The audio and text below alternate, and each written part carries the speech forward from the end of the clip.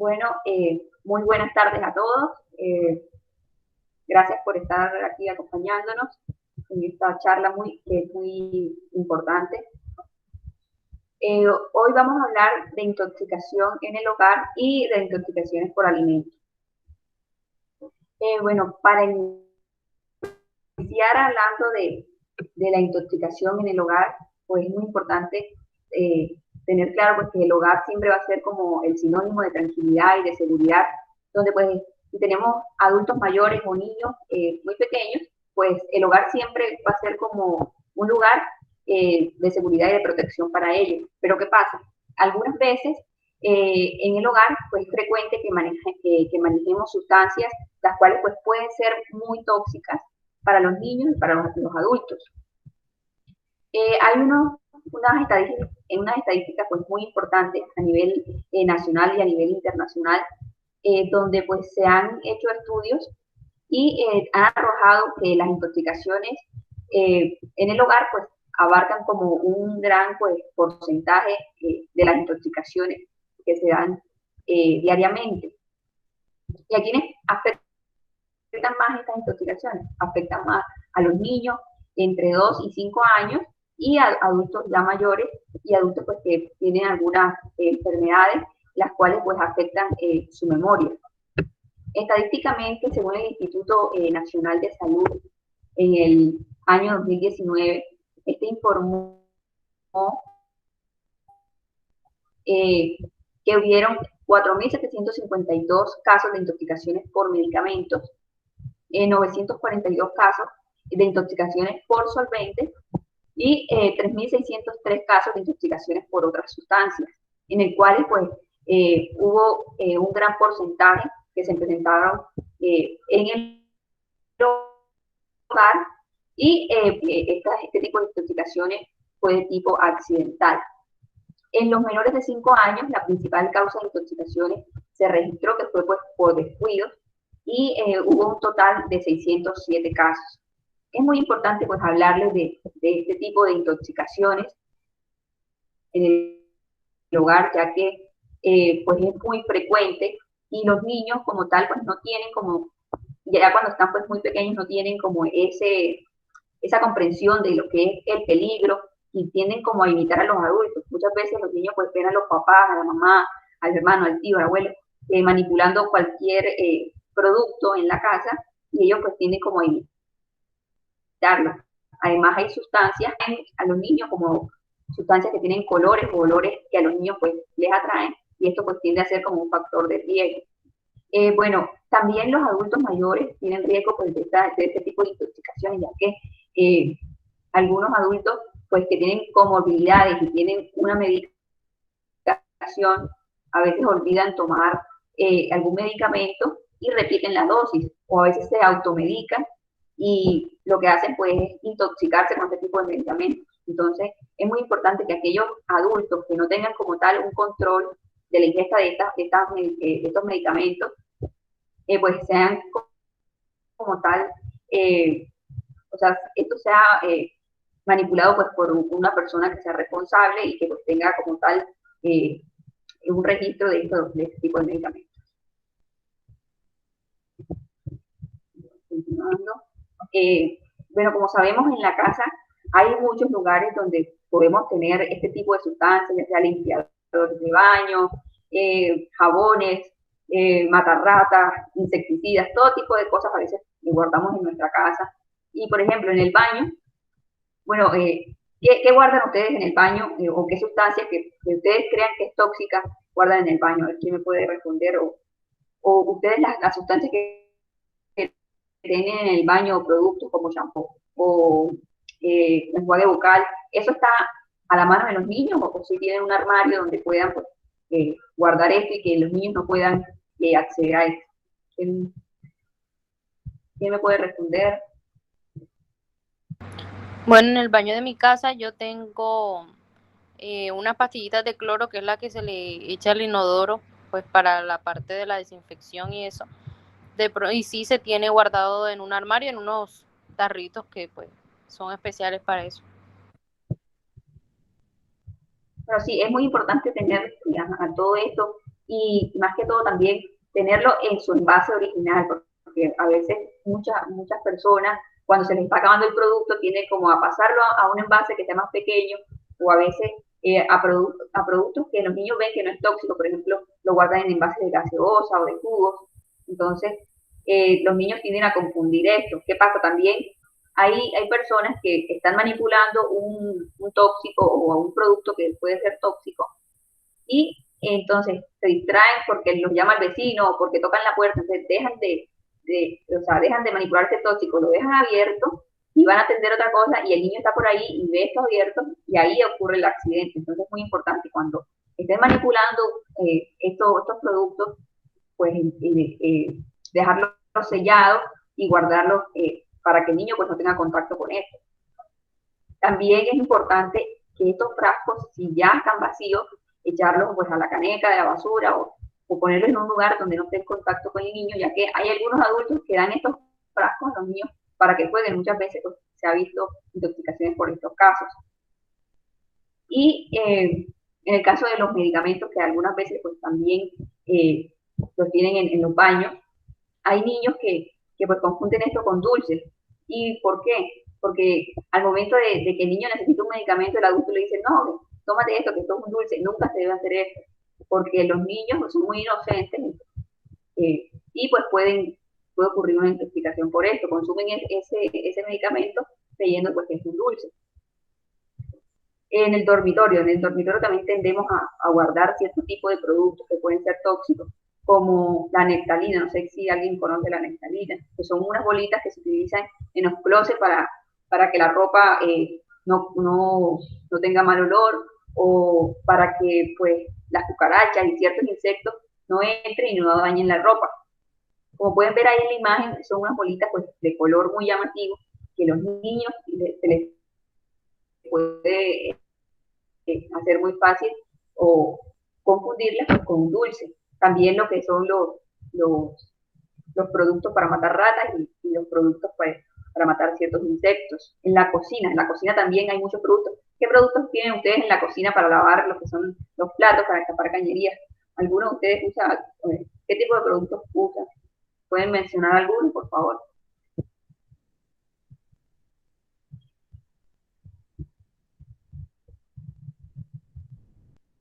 Bueno, en la cocina como tal, no, yo, especialmente yo no tengo.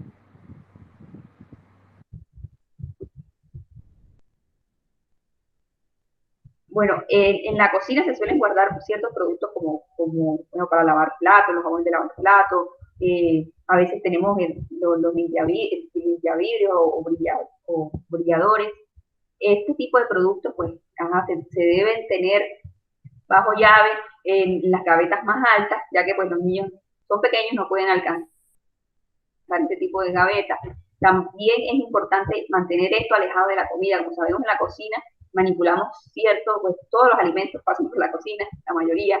Entonces, pues debemos mantener esto lejos de la cocina. Muchas veces se riega el producto y no nos damos cuenta y podemos tener más adelante una intoxicación alimentaria.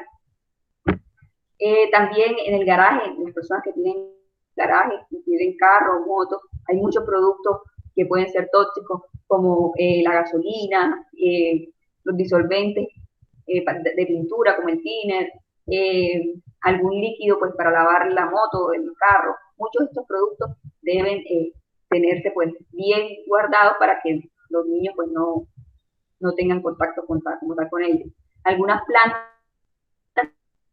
del jardín a veces no conocemos si las plantas son tóxicas o no, y muchas veces se pueden presentar también intoxicaciones por varios tipos de plantas. En el caso de utilizar muchas veces también, como lo dije anteriormente, los herbicidas o venenos para ciertos insectos, los ponemos en el lugar donde tenemos la comida. ¿Por qué? Porque ahí va a llegar el ratón, porque ahí va a llegar la cucaracha.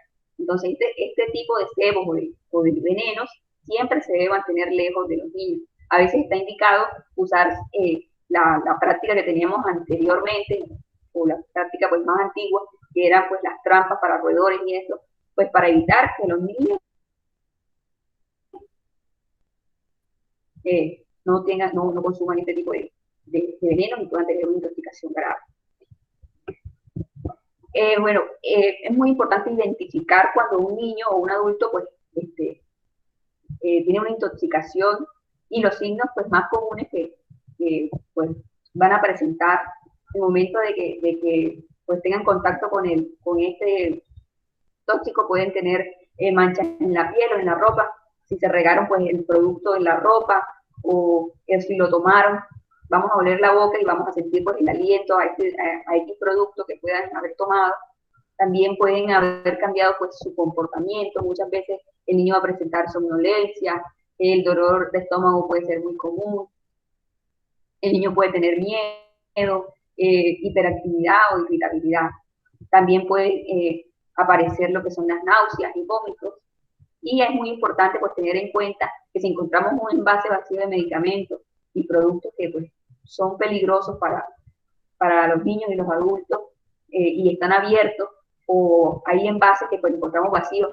Por ejemplo, una intoxicación que se puede presentar de forma muy común es la intoxicación por Dolex, el cual pues sabemos que este se usa para los niños, el frasco, y este suele tener pues un sabor y un olor rico. Entonces a veces los niños, como les gusta, pues se toman este medicamento y dejan el envase vacío. Entonces es muy importante tener en cuenta qué cantidad le hemos dado al niño y cuánto ha tenido el envase, y si se lo tomó todo o fue poquito. Entonces es muy importante saber la cantidad.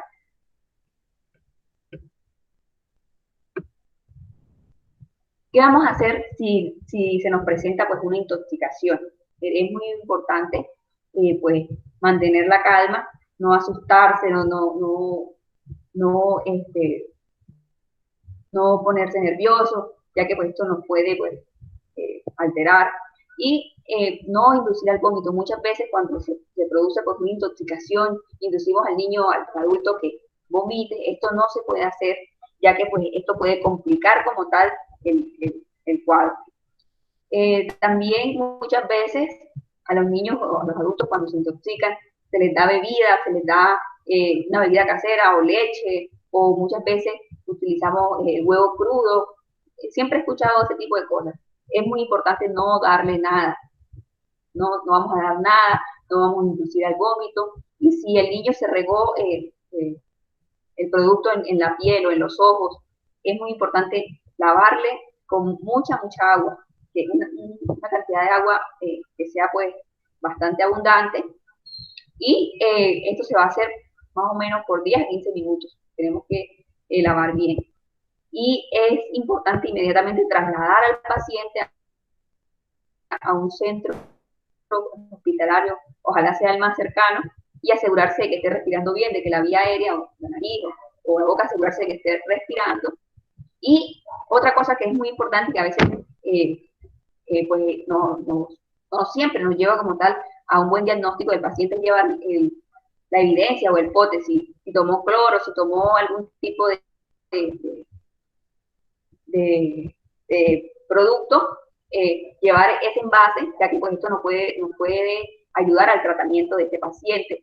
Y esto es lo importante de mantener este producto en el frasco original, porque si cambiamos este producto de frasco y damos un frasco que en realidad no es, entonces esto nos puede confundir con el diagnóstico y pues empeorar como tal el caso. No sé si tienen algunas preguntas.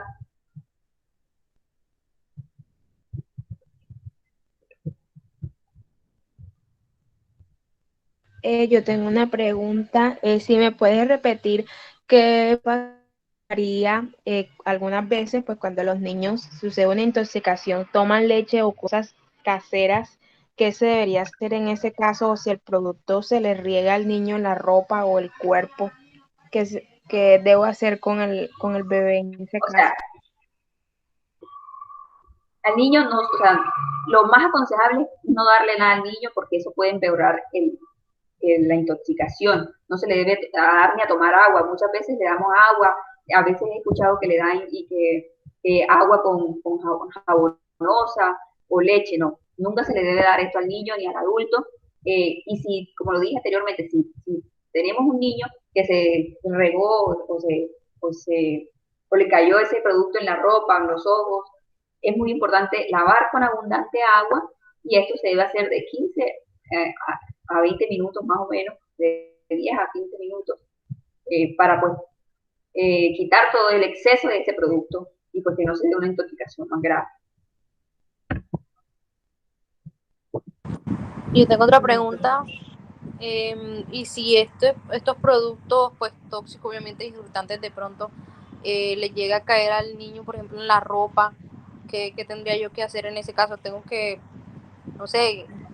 En la ropa, pues quitarle de inmediato la ropa de una forma, ya sea, pues depende del producto. Si tú ves que es muy tóxico, que es un ácido, entonces se le debe cortar. Si es por ejemplo un ácido, debemos cortarle de inmediato la ropa con una tijera, porque si nos podemos quitarle la ropa, pues el tóxico se le va a regar, pues o el ácido se le va a regar por la cara. Entonces debemos, si es algo pues que tú ves que va a ser muy tóxico para el niño, quitamos la ropa con una tijera y lavamos con abundante agua. Se debe lavar con abundante agua.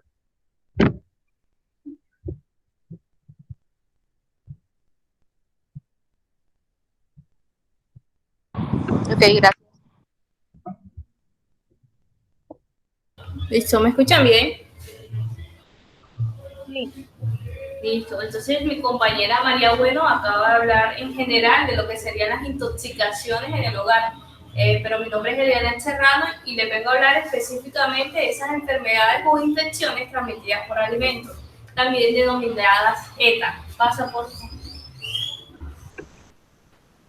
Entonces, la OMS define a este grupo como una enfermedad transmitida por alimentos, como un síndrome originado por la ingesta de alimentos y o agua que contengan agentes etiológicos en cantidades tales que afecten la salud del consumidor a nivel individual o a través de la población. Pero es importante diferenciar en caso de que sea una enfermedad transmitida por estos alimentos. Esta enfermedad va a decir que ese alimento o esa agua es la que está conteniendo un organismo vivo, que bien sea, puede ser bacterias, hongos, parásitos o virus, o una infección, una intoxicación, perdón, por lo que serían los alimentos, ya que hablamos de que el alimento o el agua contiene el tóxico de esto o las toxinas de estos microorganismos, o en muchos casos existen sustancias químicas que se encuentran dentro de estos alimentos o esta agua. Entonces es importante señalar que en esta ETA es agua o alimentos por microorganismos vivos o por las sustancias que estos microorganismos secreten o sustancias químicas como tal. Entonces hablamos de intoxicación. Pasa, por... Entonces acá pues le quise traer a recalcar el agente causal, que pueden ser virus o bacterias, pero si nos vamos en el tiempo de incubación, es decir, en el tiempo que ocurre desde que tú ingieres el alimento o el agua con ese patógeno vivo hasta que ocurren las manifestaciones clínicas. Pero si nos damos cuenta ahí, suelen pasar días, muchas horas, es decir, más de una hora, mayor a 30 minutos, para que se dé como tal la intoxicación o la enfermedad. Entonces es importante recalcar que en este tipo de intoxicaciones, en este tipo de enfermedad, las manifestaciones clínicas no van a ocurrir de forma inmediata apenas nosotros consumimos el alimento. O sea, se va a dar 2 días después, 12 horas después. Entonces es importante reconocer las medidas que estamos realizando en nuestro hogar y de igual forma el lugar donde estamos consumiendo los alimentos. Pasa, por favor. Entonces, ¿cómo se contaminan los alimentos? Es la pregunta. Podríamos dividirlo en 3 factores. En el principal, que bien sabemos, los alimentos no están cultivados en nuestra casa, sino que están cultivados en otras regiones o incluso pues, en otras partes del mundo. Entonces, el primer contacto sería en aquellos donde se está formando ese alimento. El segundo, la empresa o las tiendas las cuales van a ofrecernos ese producto y entonces acá la charla se da en cuanto esos alimentos ya llegan a nuestra casa. ¿Qué hacemos nosotros para evitar contagiarnos de esos patógenos o esas sustancias químicas que puedan entrar dentro de nuestra casa? Entonces, mala higiene personal, cocción o realimentación inconvenientes, operarios enfermos, mala desinfección de las verduras, frutas y leguminosas, tiempo de preparación, mal enfriamiento, temperaturas inapropiadas, manipulación inapropiada o inadecuada, y productos químicos en alimentos y muchas veces contaminación cruzada. ¿Qué es eso de contaminación cruzada? Es, por ejemplo, que tenemos el pollo y ese pollo tiene una bacteria, pero entonces, ¿qué hacemos?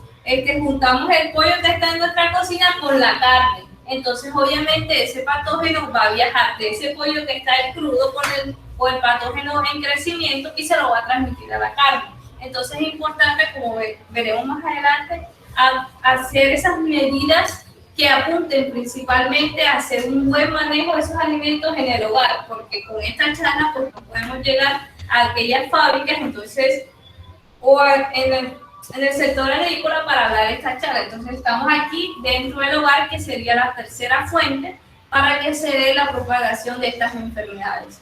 Pasa, por favor. Entonces, básicamente se trata, o la OMS habla de cómo prevenir estas enfermedades transmitidas por alimentos en 5 pasos. Entonces, el primero sería temperaturas seguras. Vamos a mantener la comida de forma caliente, que si pues, el niño o el familiar va a consumir, lo que esté de forma caliente, no que pase ya a un estado mucho más frío o incluso ya se vaya a la nevera, y aquí obviamente el frío va a ser mucho mayor y después o al día siguiente, a los 2 días, es que lo vaya a consumir. Entonces es importante mantener esta comida caliente. Se pueden refrigerar pues aquellos alimentos que no estén cocidos y que para aumentar ese tiempo en que ellos puedan ser útiles y no estén contaminados. La segunda, como el otro factor que sería alimentos y agua, entonces vamos a tener un agua y alimentos seguros, una agua potable, alimentos frescos, revisar siempre la fecha de vencimiento de los alimentos pues, que estemos consumiendo, ya que eso habla pues, de la vida que tiene como tal el alimento, para no presentar o que presente ciertas alteraciones en el humano que pues, se la pueda comer. De forma, el tercer paso sería mantener la limpieza. Lávate las manos antes de hacer la preparación de los alimentos, después de mantener los alimentos, y es importante, muchas literaturas hablan pues de que no mezclemos un alimento con otro. Los instrumentos que utilizamos, por ejemplo, para hacer las verduras, que sean unos y que sean para las proteínas otros, pero eso es como que descabellado. Sin embargo, sí, lo que podemos hacer es, obviamente, lavar las manos, lavar las verduras y las proteínas que vayamos a consumir. Y si vamos a picar la verdura, listo, vamos a utilizar la misma tabla, entonces lavemos esa tabla y entonces ahí sí motivamos o hacemos como tal la proteína. Así no mezclamos ambas sustancias y no hacemos lo que comenté anteriormente, que sería esa reacción cruzada. La cuarta sería separa los alimentos crudos y los cocidos. Al igual, pues acá también se puede dar una reacción cruzada en aquellos alimentos que ya supuestamente para nuestro consumo están seguros porque utilizamos todas las medidas adecuadas, pero vengo y lo coloco al lado de uno crudo que está contaminado. ¿Qué va a pasar? Ese alimento que está ya cocido, ya bien, se va a mezclar con ese crudo que puede estar infectado, entonces se lo va a pasar a y tú te lo comes porque estás seguro que hiciste las cosas bien. Y pues el último paso sería cocina los alimentos completamente, cocina bien todos sus alimentos, especialmente las carnes y los huevos, porque pues es tan común en el medio utilizar o hacer estas proteínas en término medio. Entonces es importante en la casa no realizar este tipo de técnicas, pues como mencioné, no sabemos de dónde proviene y las medidas con las cuales está siendo conservado y tratado el alimento que llega a nuestras casas. Pasa por. Entonces, por último, recalcar estos 5 pasos y decir que este tipo de enfermedades, estos tipos de intoxicaciones son prevenibles en nuestro medio siempre y cuando tengamos esas medidas adecuadas de consumo y de preparación de los alimentos. Otra cosa importante, al igual que en lo que sería el agente etiológico, es que las manifestaciones clínicas, como dije al principio, son tardías, suelen ser muy tardías. O sea, no es que me lo comió y ya sé que fue eso lo que me hizo daño. Entonces, esa es una, y la otra sería que las principales manifestaciones clínicas al consumir estos alimentos con patógenos son gastrointestinales, o sea, náuseas, vómitos, cólicos, pero también pueden afectar otros sistemas como el neurológico, el inmunológico, el cual puede comprometer pues mucho más la vida del paciente. De igual forma hay que tener en cuenta pues que todos no somos iguales y que los principales factores o los principales focos o susceptibles son aquellos ancianos, niños y las embarazadas. ¿Y esto por qué? Porque su sistema inmunológico suele estar comprometido y tiene pues ya como tal alteraciones de base o inmaduración como tal en el cuerpo humano, pues que lo van a hacer susceptibles a una mayor gravedad si se enfrenta a estos patógenos. Y entonces es importante, ante cualquier caso de intoxicación, pues primero sería manejar la deshidratación y acudir al médico para que pueda, o al centro de salud, para que éste pueda detectar el agente que está causando la afectación y darle un tratamiento mucho más específico, a diferencia que, como también mencioné al principio, también puede darse por sustancias químicas. Ya en este caso, en el caso de órganos fosforados, las manifestaciones clínicas no solamente van a ser gastrointestinales, van a ser mucho más sistémicas y sí van a ocurrir de forma temprana. O sea, por patógenos hablamos de 12 horas, 6 horas, 2 días, un mes, pero ya cuando hablamos de sustancias químicas hablamos de que ese tiempo en que se ocurren las manifestaciones clínicas van a ser de 10, 20, 30 minutos. Entonces, una forma de diferenciarlo sería por las manifestaciones y por el tiempo de evolución. En ese caso, acudir de forma inmediata a lo que sería el centro asistencial. Entonces, eso fue todo. ¿Tienes alguna pregunta? Si soy alérgica a las almendras, ¿eso se puede tener intoxicación? No, los casos de alergia no se consideran enfermedad transmitida por alimentos ni intoxicación por alimentos, porque eso básicamente ya está inherente a lo que sería la sustancia y su reacción en el cuerpo. Las intoxicaciones y las infecciones se dan por esas sustancias que van a ocurrir, o sea, el patógeno vivo o toxinas o sustancias químicas que van a generar una enfermedad o infección en tu sistema. O sea, eso ya es propio de ti y del alimento. Entonces, estos no se considera enfermedad transmitida por alimentos.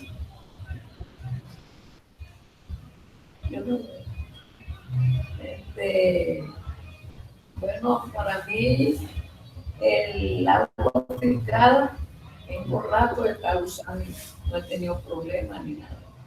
Sí, el agua pues también puede transmitirlo, sin embargo, se dice que el agua potable reduce mucho el caso de estas ETAs, pero en nuestro medio sí se utiliza agua potable, pero utilizar filtros es una forma segura y adecuada para prevenir este tipo de ETAs en lo que sería el vector como tal, que sería el agua. Entonces está muy plena su tarea, lo que hace en su hogar. Listo, Mari. Bueno, muchas gracias a todos. Espero que les haya gustado la charla. Que tengan un resto de tarde muy bien. Gracias. Bueno, Gracias. muchas gracias. Chao. Excelente conferencia.